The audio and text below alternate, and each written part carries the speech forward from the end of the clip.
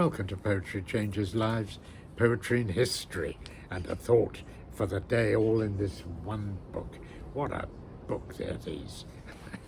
Well, on this day we're going way back in history, over 3,000 years, because on this day, according to legend, in the year 1184 BC, almost sort of prehistory that is, according to legend, the ancient city of Troy was sacked by the Greeks.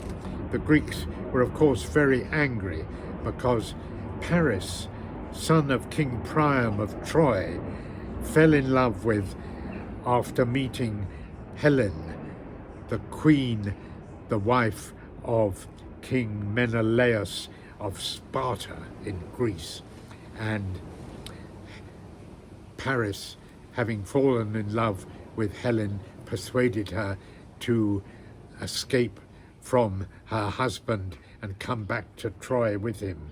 And the Greeks, of course, were so enraged that they came after Paris. They formed an expedition